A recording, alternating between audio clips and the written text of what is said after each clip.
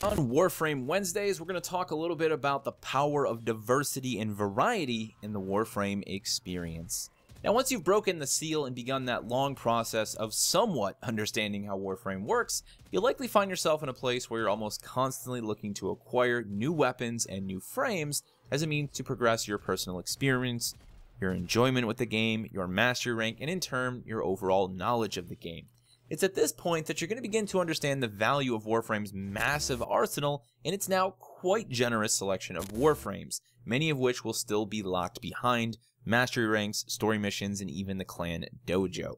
You see, nearly everything you can and will acquire and craft in Warframe is unique, not just in form, but in function. From the more familiar Tenno manufactured equipment to the precision architecture of Corpus Tech, each and every weapon has been designed by DE to stand out in function, not just as another pistol under the pistol tab, or another rifle in a selection of other rifles, SMGs, or shotguns like you might commonly find in other games, but instead as their own unique entities. No two rifles, no two shotguns are designed to look or function the same, and their differences run deep into the game's progression and modding systems. In fact, Warframe has a lot more in common with single-player experiences like Half-Life or Doom, in that each and every one of those weapons is designed to be unique.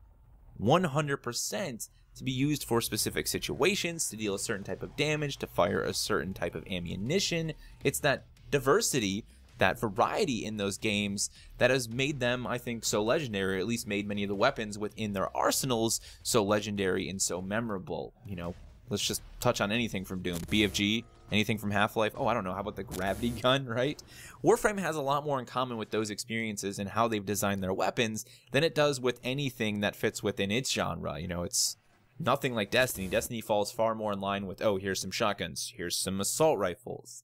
Now, Destiny does have exotics, and I would say that it's almost as if many of the weapons in Warframe's arsenal are exotics, or legendaries, or epics you might get in a traditional MMO or RPG. And I think that's a huge part of what makes Warframe so appealing, or what has made Warframe so appealing for me. In fact, when I returned to the game, having not really played it since its earliest alphas and betas, I was most impressed by the size of its arsenal.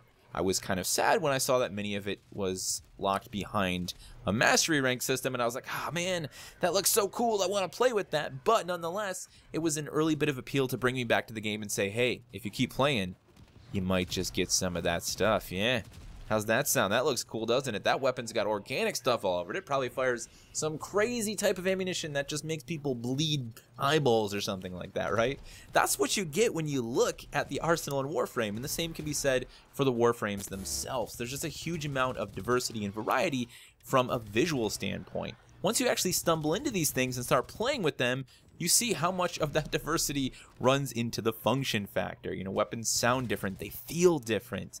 No two shotguns, again, are alike. The hex stands out from anything else in the game. In fact, a lot of the weapons will fit into a specific category, like the Dracoon, for example, but perform completely differently. Like, you know, that weapon may be classified as a shotgun per se, but it's a flat cannon. it's a crazy flat cannon, man.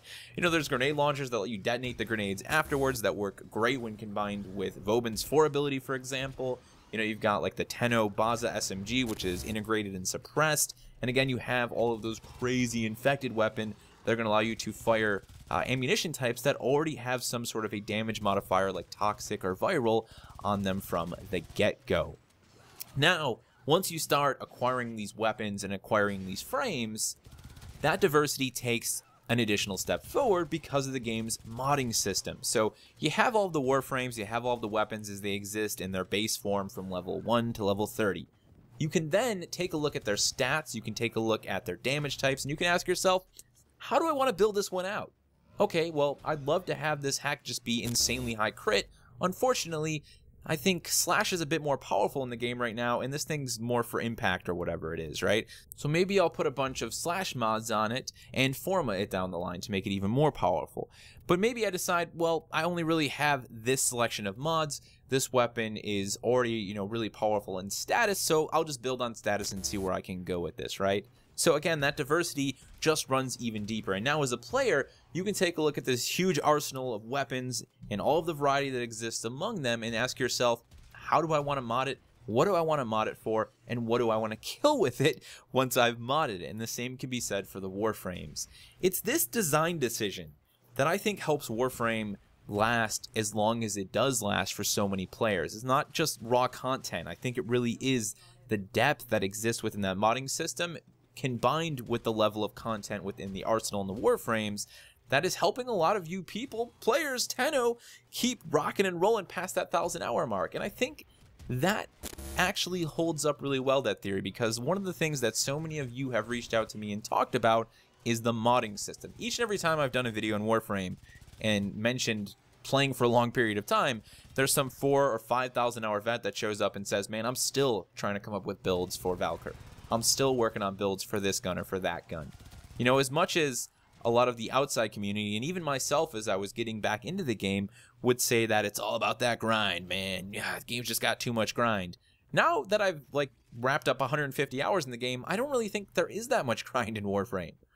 You know, the grind, I think, is more so a grind for knowledge, for the acquisition of knowledge, to understand what you can do and how you can do it.